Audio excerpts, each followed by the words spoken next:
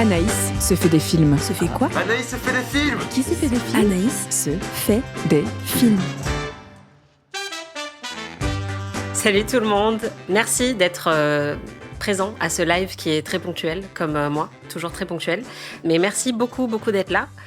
Le concept, c'est très simple. Je me suis dit que j'allais prendre un peu de temps pour discuter avec vous, répondre à vos questions. Donc, j'ai vos questions qui vont apparaître là sur le chat devant moi.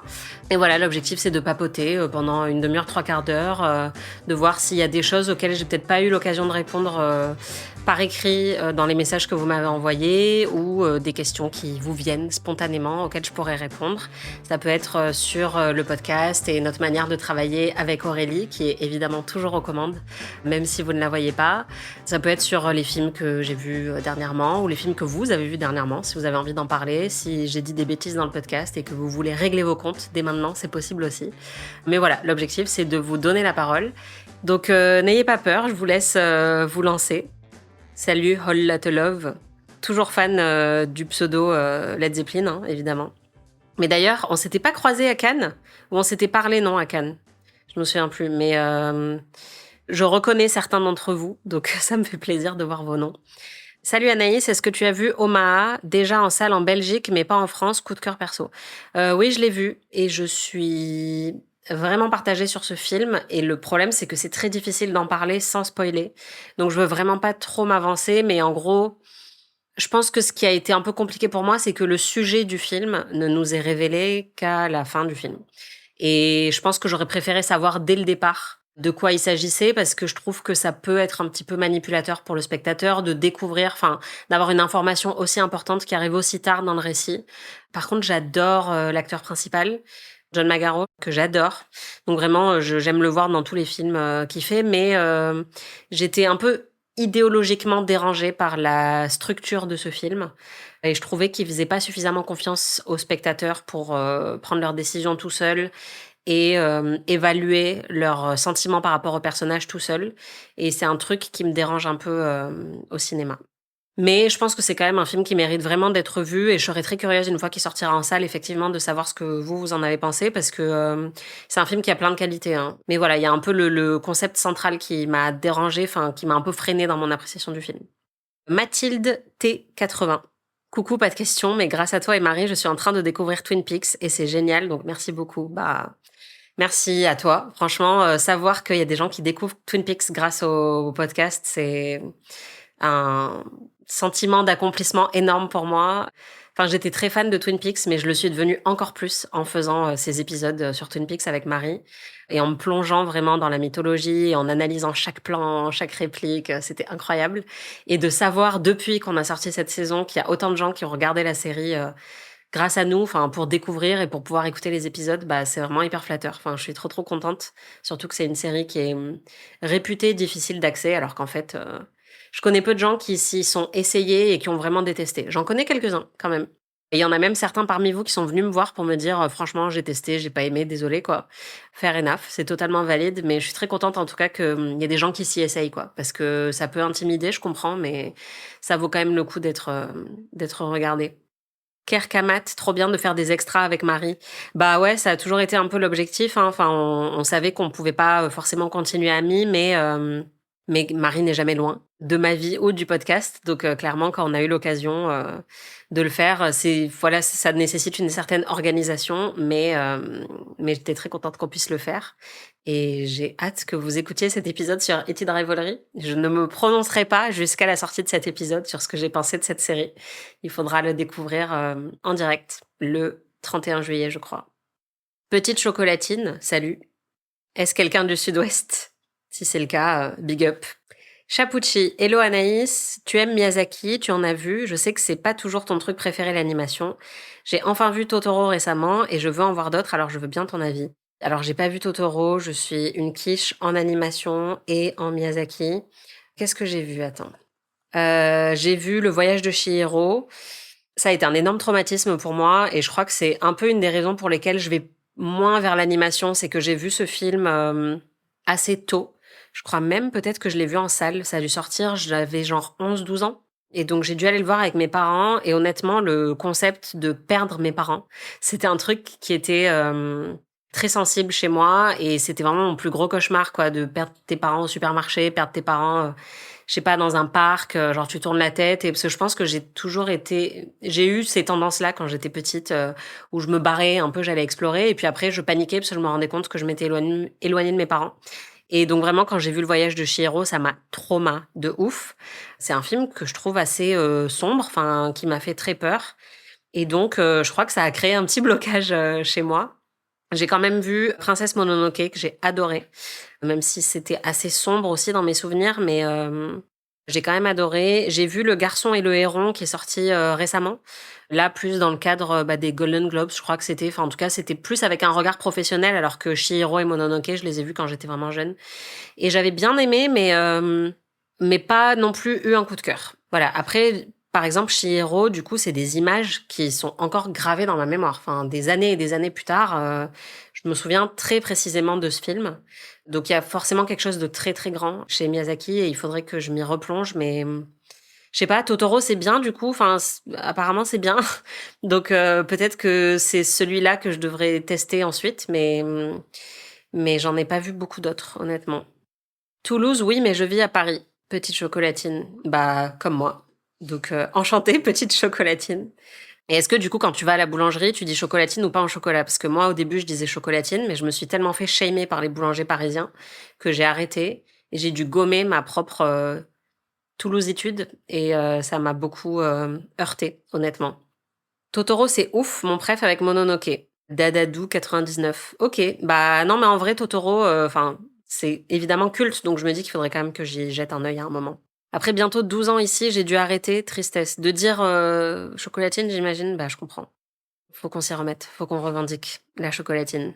Dadadou 99. Bonjour Anaïs, ton avis débrief sur les nominations au Emmy.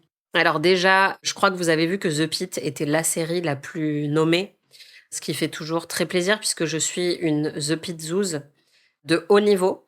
Donc vraiment, je suis très très très contente. Je suis aussi très contente de voir Widow's Bay qui est nommée dans la catégorie meilleure série comique parce que je vous en avais parlé dans un épisode Crush. Pour moi, pour l'instant, c'est la meilleure série de l'année, je dirais. Enfin, c'est vraiment du très très haut niveau. C'est par une ancienne de Parks and Recreation et il y a un petit côté Stephen King mais avec un ton humoristique et donc vraiment un mélange entre Stephen King et Parks and Rec qui est incroyable. Matthew Rhys qui joue le rôle principal dedans est génialissime et il est doublement nommé pour son rôle dans Widow's Bay et pour son rôle dans la mini-série The Beast in Me que j'ai pas fini, je dois avouer.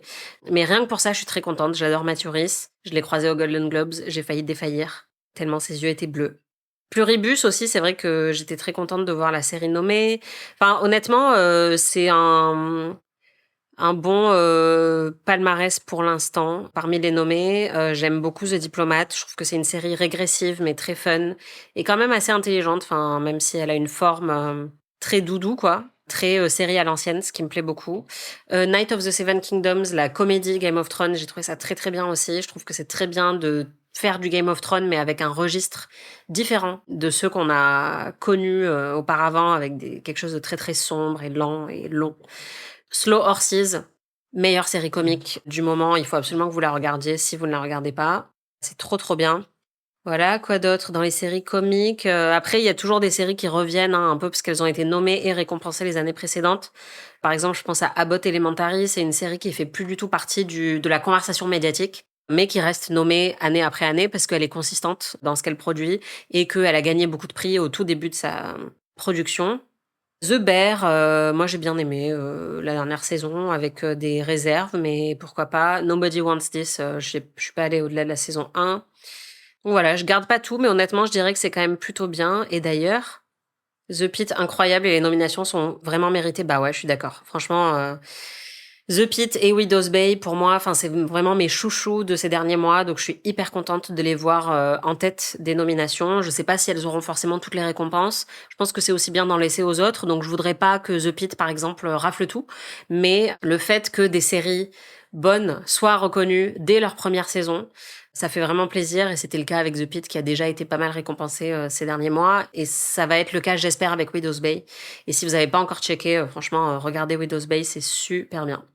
Très heureuse pour The Pitt, même si je ne sais pas quel est l'impact de ces récompenses pour une série qui marche déjà très bien, je crois. Ouais, bah en fait, ça peut être important parce que The Pitt a bien marché niveau audience et elle a eu un succès croissant, ce qui est de plus en plus rare en fait pour une série.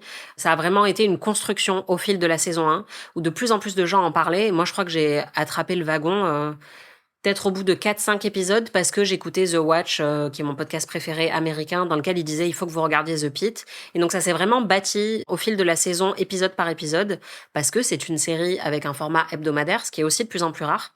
Et donc ça montre qu'il y a quand même quelque chose qui fonctionne dans le format old school. Et confirmer ce succès d'audience par une récompense au début, c'est-à-dire vraiment au moment de la saison 1, je pense que ça peut être important pour le renouvellement. Et The Pitt, ensuite, a été renouvelé. Et je pense que ça peut quand même jouer.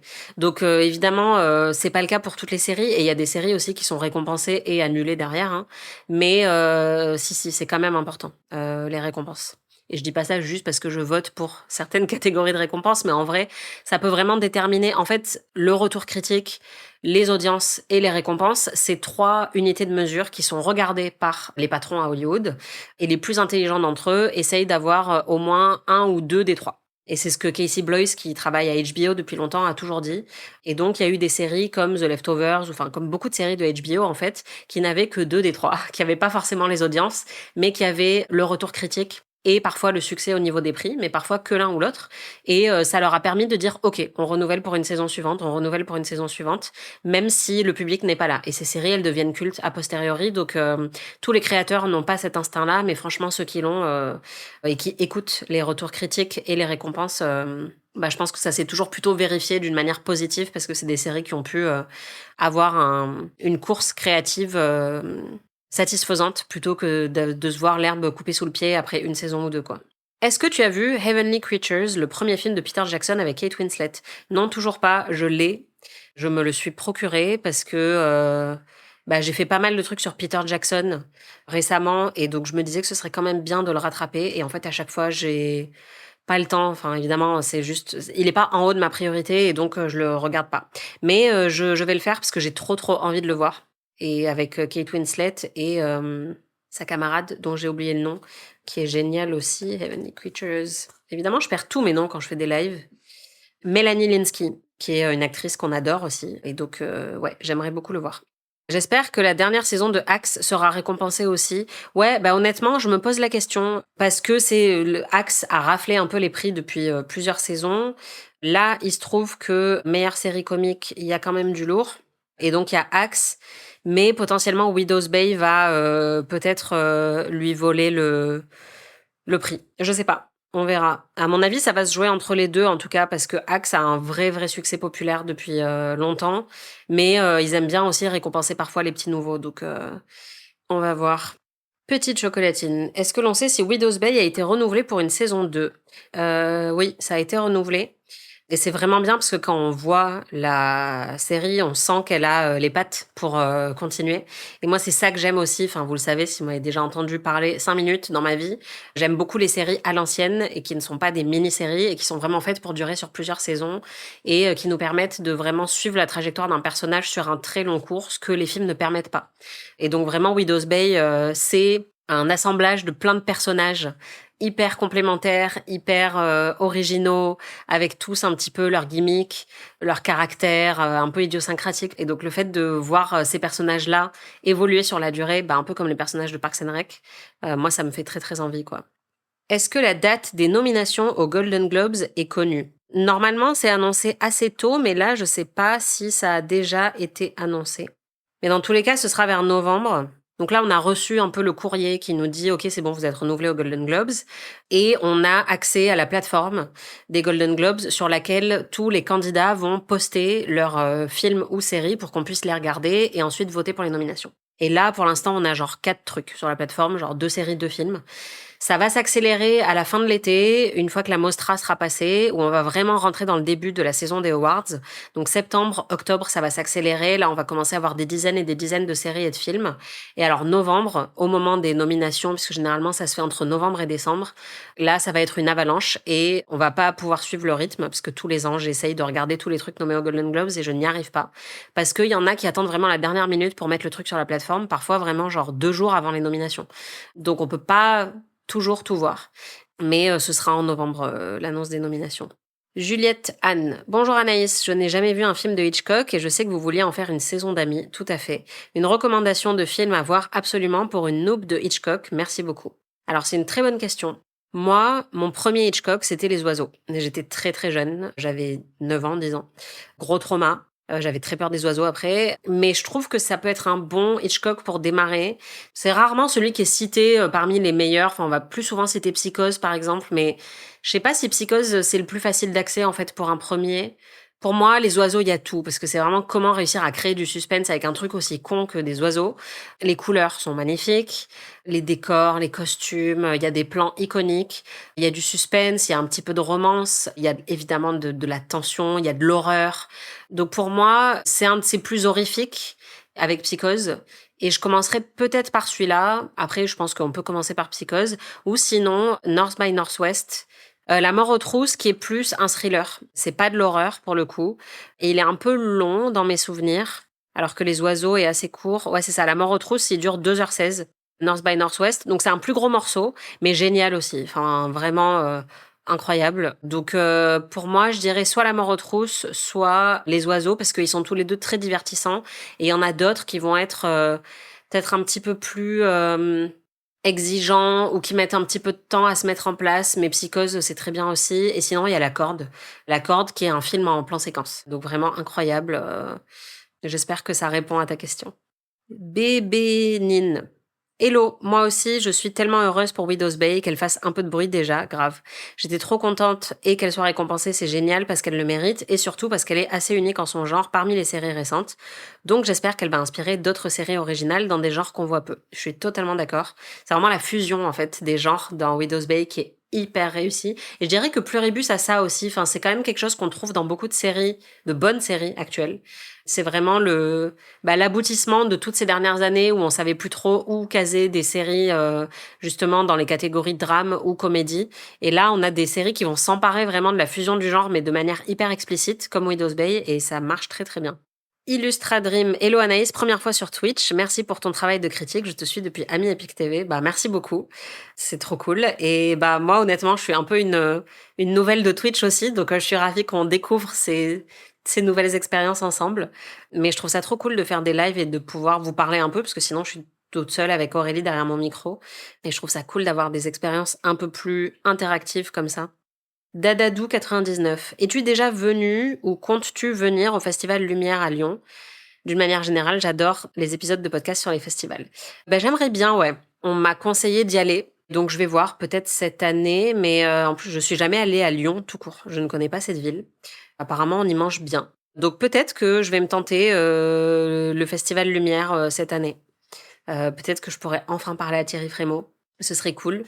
Mais j'avoue qu'il y en a tellement tous les ans et j'aime bien avec le podcast, du coup, Anaïs se fait des films, vous emmenez dans plein de festivals différents. Donc j'essaye de changer parce que c'est vrai que j'ai un peu mes petites adresses, mais j'ai envie de vous faire un épisode aussi sur chaque festival et ses spécificités. Donc pourquoi pas, Lumière, ça peut être intéressant. En tout cas, si je le fais, ce sera vraiment avec un regard de novice parce que j'y ai jamais mis les pieds. Si jamais vous avez des recommandations d'ailleurs ou des conseils sur ce qu'il faut faire pour le Festival Lumière, je prends avec grand plaisir. Avec Marie, je vous ai rarement entendu parler de The White Lotus. Qu'en penses-tu? On avait fait un épisode sur la saison 2 et on considérait toutes les deux que c'était la meilleure. Et je considère encore aujourd'hui que la saison 2 est la meilleure. Moi, j'adore cette série. Je trouve que c'est un petit peu répété dans la dernière saison. J'ai quand même très très hâte de découvrir la prochaine qui se déroule en plus en partie à Cannes. Moi, je rêvais qu'ils fassent une saison The White Lotus dans les Alpes en mode ski parce que moi-même, c'est un univers que je connais très bien, le ski, le snow et un peu tous les aspects absurdes, surtout chez les ultra riches en fait. Enfin ça, pour le coup, je connais pas, mais Je pense qu'il y avait quelque chose d'intéressant à explorer sur la culture ski chez les ultra riches. Et j'aurais adoré que The White Lotus s'empare de ça. Bon, finalement, ce sera pas le cas, mais la French Riviera, je pense qu'il y a pas mal de choses à satiriser aussi, donc je pense que ça va être très fun. Mais ouais, moi, je trouve ça génial. Même quand je suis moins cliente, les performances d'acteurs et d'actrices sont tellement exceptionnelles que ça vaut le coup. Et c'était un peu le cas cette année où j'étais pas toujours partante. Je trouvais que ça se répétait un petit peu, que c'était un peu moins subtil, mais en fait, voir Sam Rockwell, voir Carrie Coon nous sortir des performances d'anthologie, enfin, c'était vraiment génial, quoi. Donc, Parker Posey, enfin, vraiment, le casting était ouf, donc je me suis quand même laissée porter. Mais pour moi, la saison 2 reste la meilleure. Petite chocolatine, as-tu eu l'occasion de voir Obsession? J'ai vraiment aimé et je trouve que l'on assiste à un renouveau de l'horreur au cinéma et c'est super plaisant.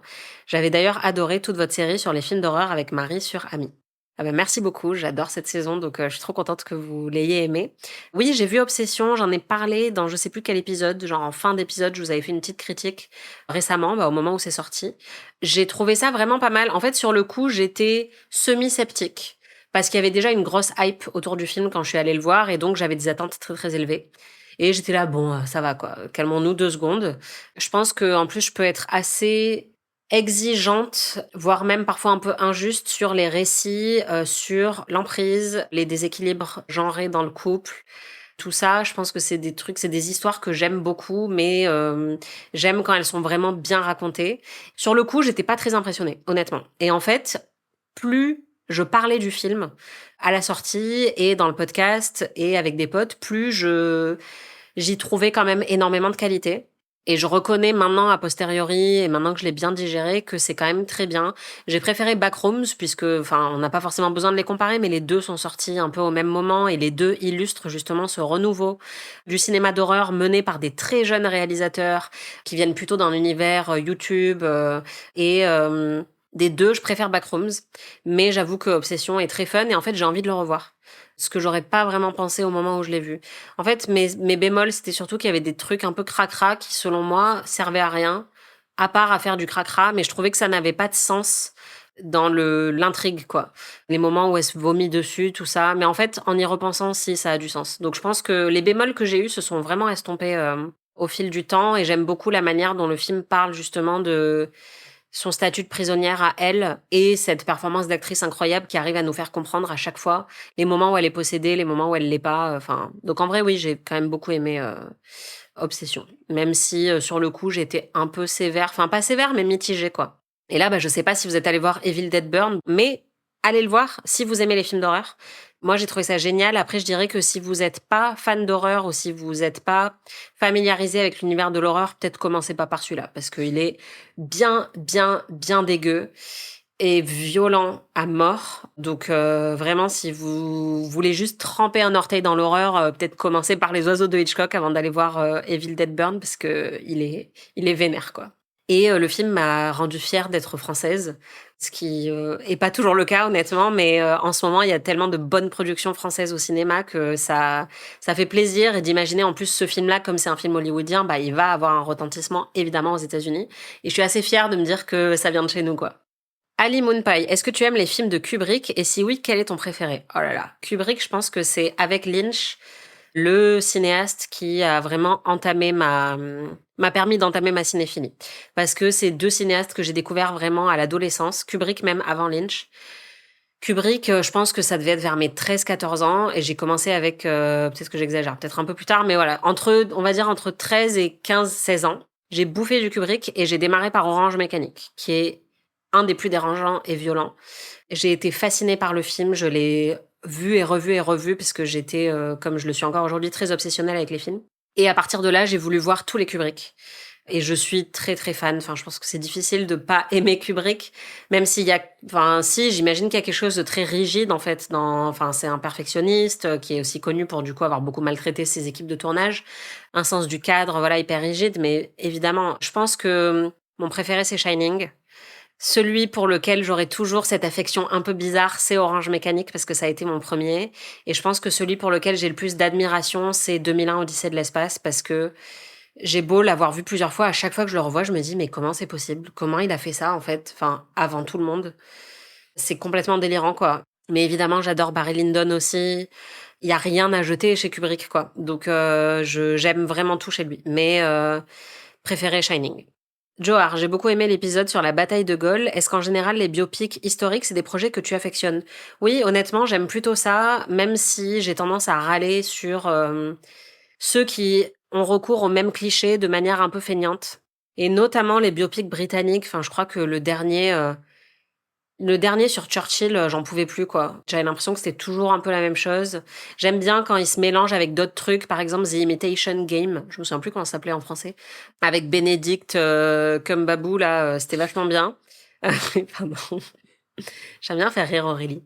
J'avais bien aimé parce que c'était à la fois un biopic historique et un mélange avec film de guerre, thriller, espionnage, tout ça.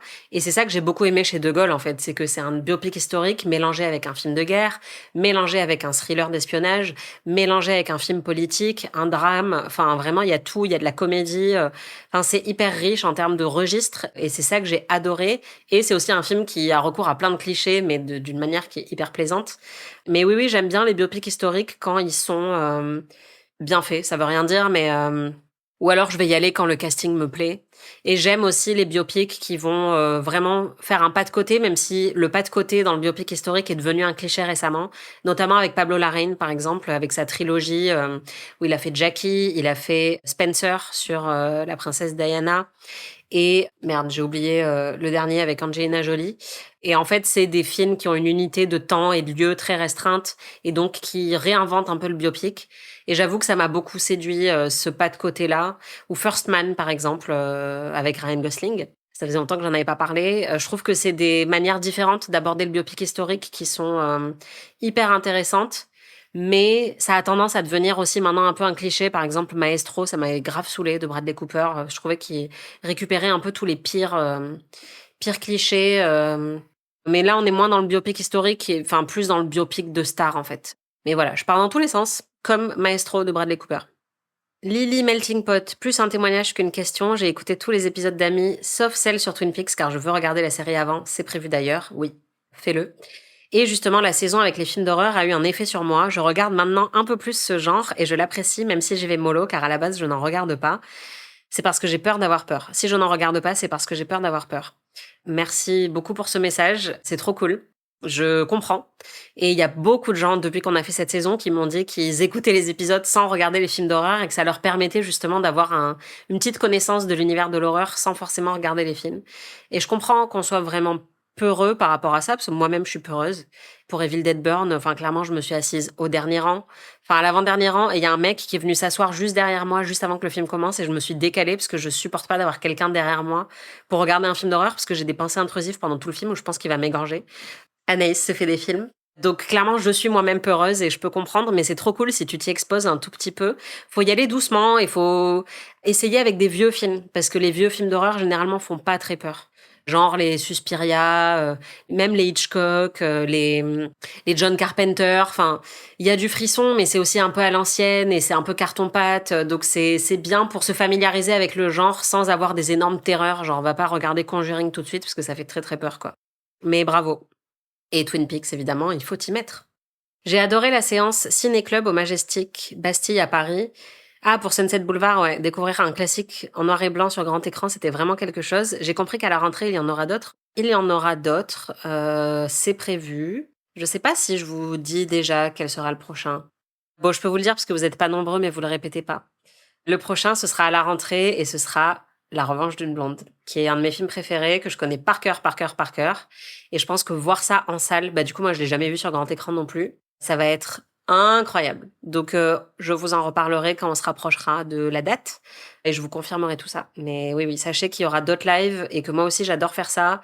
C'était trop cool de les faire avec Marie pour amis. Et là, c'est encore un autre exercice, je trouve, et j'aime bien tester quelque chose d'encore différent où là, dans ces lives-là, je peux beaucoup vous donner la parole et je trouve ça très cool, en fait, d'avoir vos retours pendant qu'on est dans la salle, qu'on puisse un peu discuter comme là. Je trouve ça vraiment trop cool. Donc, venez au prochain live. Johar dit alors moi j'adore les épisodes sur l'horreur car ça me permet d'avoir les refs de ces films cultes sans avoir à les regarder. Moi aussi j'ai peur d'avoir peur. Bah voilà, clairement vous êtes nombreux à me dire ça donc Ali Moonpie dit Kubrick et Lynch les deux faces d'une même pièce in my opinion. Je suis complètement d'accord. Je pense que c'est pas un hasard quand on aime les deux cinéastes. Même si je pense aussi que c'est des cinéastes, enfin encore une fois, Je sais pas, c'est difficile de dire. Enfin, tu peux dire que t'es pas sensible à leur univers, mais quand même, c'est des cinéastes qui sont un peu incontournables, quoi. Tout le monde a le droit à son opinion, mais voilà, dire que tu trouves qu'un film de Kubrick est pas bien, c'est quand même sacrément culotté, quoi. Mais tout se tente. Shining en temps de canicule, c'est parfait, grave. Bah là, je suis en train de préparer un petit sujet pour Slate sur les films où les gens ont plus chaud que vous. Moi, c'est plutôt ça qui me fait du bien, c'est de voir, parce que là, j'ai vu Le Bon, la Brute et le Truand récemment, et vraiment, ils souffrent tellement de la chaleur qu'en comparaison, tu te dis que toi, ça va, quoi. Merci pour la reco de Jim Quinn, j'ai adoré Comédie de l'année, bah clairement, ça en fait partie en tout cas. Très bon candidat. Je suis retournée le voir récemment et c'était tout aussi drôle la deuxième fois et c'était trop cool d'entendre encore une salle hyper joyeuse en fait, d'entendre vraiment les réactions dans la salle. Clairement, même s'il y a aussi pas mal de gens qui ont critiqué le film et notamment des gens qui appartiennent à la communauté LGBT, mais moi je trouve que c'est un film super et je suis contente de voir qu'il plaise autant. Johar, quels sont les films qu'on doit surveiller pour cet été? Alors, Soudain, de Hamaguchi, c'est incroyable, avec Virginie Efira, prix d'interprétation féminine à Cannes, incroyable, incroyable, incroyable. Vraiment un film unique, époustouflant, brillantissime, très très dense intellectuellement. Ça parle de capitalisme, ça parle de mort, ça parle d'amitié, ça parle de bienveillance, ça parle d'humanité. Ça dure 3h15, donc s'il fait chaud, c'est parfait, vous pourrez rester à la clim très longtemps. Donc vraiment, surveillez Soudain. Sinon, bah, Evil Dead Burn, si vous l'avez pas encore vu, et que, évidemment, que vous êtes un petit peu à l'aise avec les films d'horreur, parce qu'il est quand même interdit aux moins de 16 en France. Et vraiment, j'ai beaucoup queené, quoi. Donc, c'est pour un public averti. Le 12 août, il y a aussi le nouveau film de David Robert Mitchell, La fin d'Oak Street, ça s'appelle, qui avait fait It Follows, qui est très bien, qui avait fait Under the Silver Lake, que j'ai détesté, mais qui a clairement une patte très intéressante, je pense, une grammaire visuelle intéressante. C'est un film de monstre. J'en sais pas plus que ça. J'ai vu genre quelques images au CinemaCon. J'ai vu la bande-annonce. Film de monstre, science-fiction. Franchement, je pense que ça peut être assez cool pour cet été. Et enfin, en toute fin d'été, vous aurez Oklahoma Honey avec Matthew McConaughey, qui sort le 19 août, un truc comme ça. Et c'est très très bien aussi, même si j'ai des bémols. Donc, Evil Dead Burn, L'Odyssée de Christopher Nolan, La fin d'Oak Street et Oklahoma Honey. Voilà, retenez ces films-là. Mais génial, la série Elle est super d'ailleurs. Ouais, je trouve ça pas mal. Bon, il y a des trucs un peu... En fait, moi, mon problème avec la série Elle, c'est que j'ai l'impression qu'elle est pas compatible avec le film. C'est-à-dire qu'elle peut pas avoir eu une épiphanie et avoir grandi et atteint toute cette maturité au lycée et être redevenue très étroite d'esprit au début du film La Revanche d'une blonde. Pour moi, ce qui est quand même intéressant, elle est intelligente dès le départ dans La Revanche d'une blonde et elle est sous-estimée, mais elle est quand même très auto-centrée, très très superficielle au début du film. Et pour moi, ça colle pas avec la trajectoire qu'elle a dans la série. Donc, j'ai un problème de timeline, quoi. Mais j'avoue que si on prend la série vraiment comme une unité à part entière, elle est très bien. Et surtout, l'actrice qui joue Elle Woods dans la série est vraiment impressionnante. Et il y a un très bon casting globalement, donc j'avoue que c'est pas mal. Oui, je suis d'accord par rapport au film, je me suis fait la réflexion pendant la série. Ok, ça me rassure, je suis pas la seule. Mais on en parlera du coup quand je ferai mon épisode sur La Revanche d'une blonde. C'est très très intéressant que la série sorte maintenant, mais ouais, moi c'est un peu ce qui me dérange avec cette série. Johar, y a-t-il des classiques qui sont des favoris du public que tu détestes ou n'as pas apprécié? Ouh, tu veux m'attirer des ennuis, toi? Oui, il y en a plein. Là, tout de suite, je trouve pas, mais oui, il y en a plein. Ben déjà, honnêtement, je suis pas une grande Almodovar-zouze.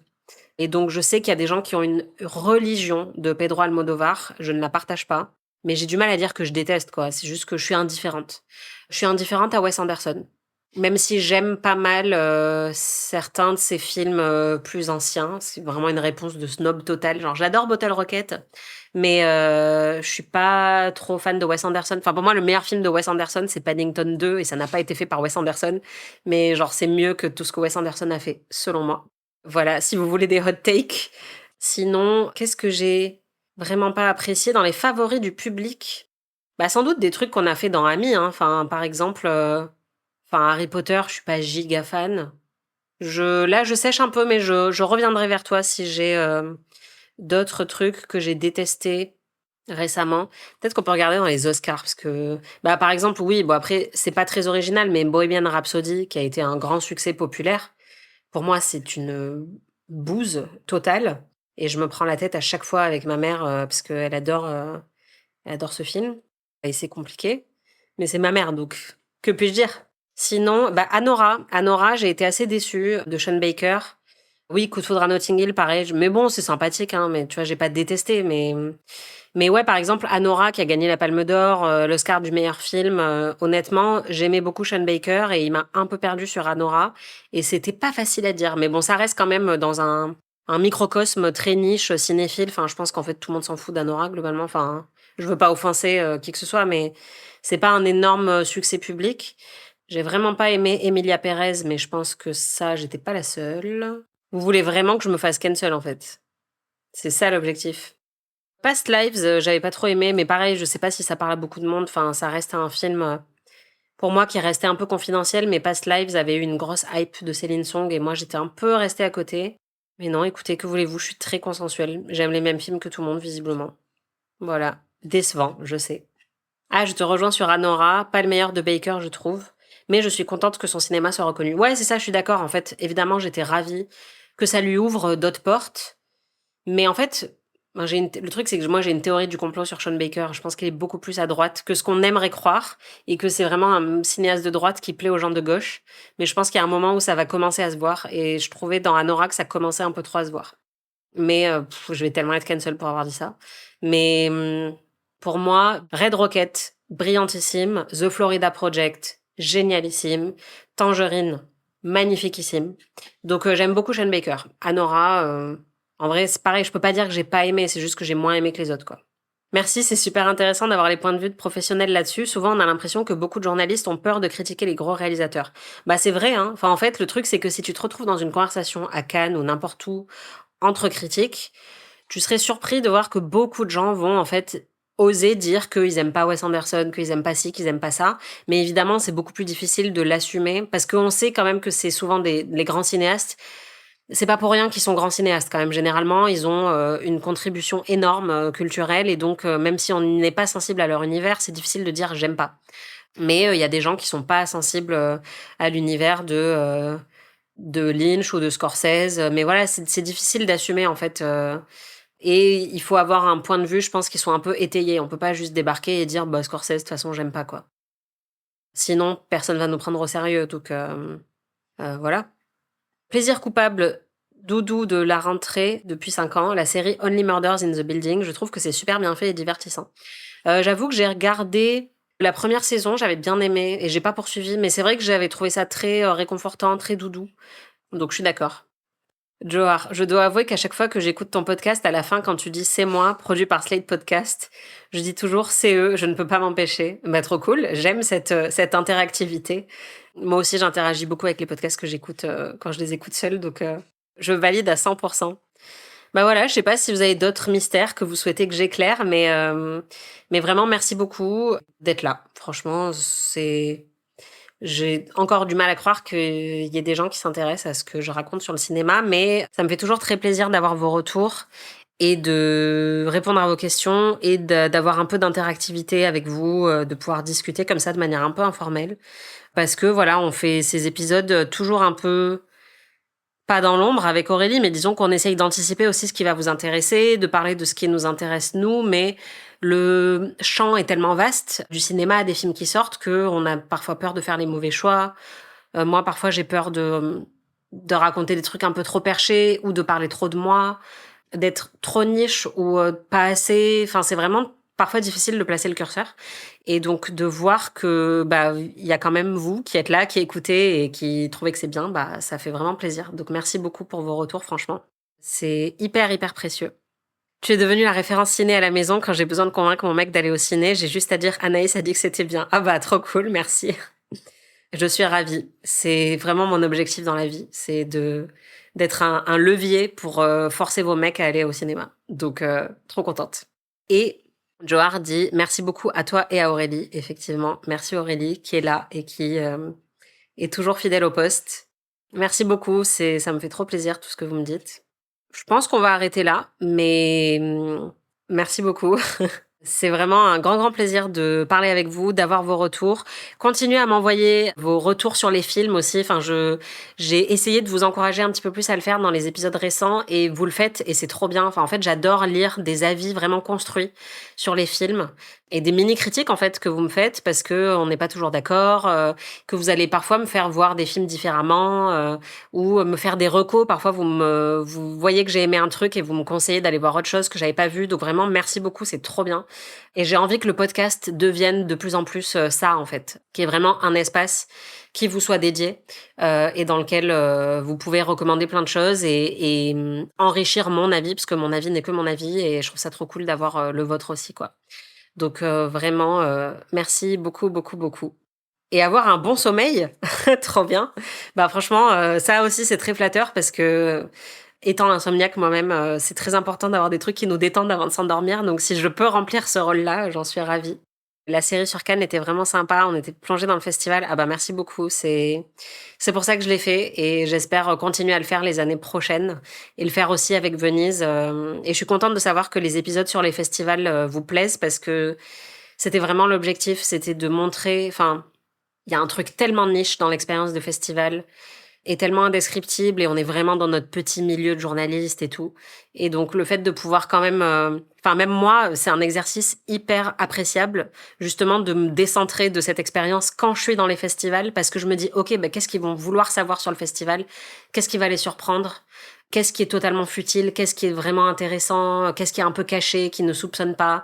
Et donc honnêtement, faire ces séries sur les festivals, Cannes, la Mostra, tout ça, ça a enrichi mon regard de critique et de journaliste où ça me permet de sortir un peu de la vision tunnel de très moi, le critique quand je suis à Cannes, quoi. Donc vraiment merci à vous parce que bah, sans vous, je l'aurais pas fait, quoi.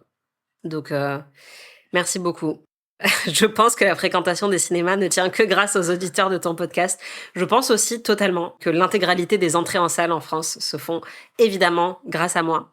Mais non, vraiment, merci beaucoup. Vous êtes trop, trop cool. Ça fait très chaud au cœur de lire tous vos retours. On essaiera de faire d'autres lives comme ça. Mais c'était très, très chouette et je suis très contente d'avoir pu répondre à vos questions. Continuez aussi à m'en envoyer, évidemment. Je les lis, hein. Parfois, je sais que j'ai du mal à répondre, mais je lis vos questions et vos commentaires sur Instagram, que ce soit sur les posts ou en DM. On reçoit aussi des mails, donc continuez à en envoyer parce que vraiment, on les lit tous et on essaye dès qu'on a l'occasion et le temps de rajouter ça dans le podcast, on le fait. Donc vraiment, continuez, c'est trop, trop cool. Merci beaucoup. Je vous laisse poursuivre votre soirée. Merci à tous et à toutes pour vos super questions et vos commentaires très pertinents et on se retrouve très vite dans le podcast. Salut tout le monde et bonne soirée. Anaïs se fait des films est un podcast d'Anaïs Bordage, c'est moi, produit par Slate Podcast. Production éditoriale, montage et réalisation Aurélie Rodriguez.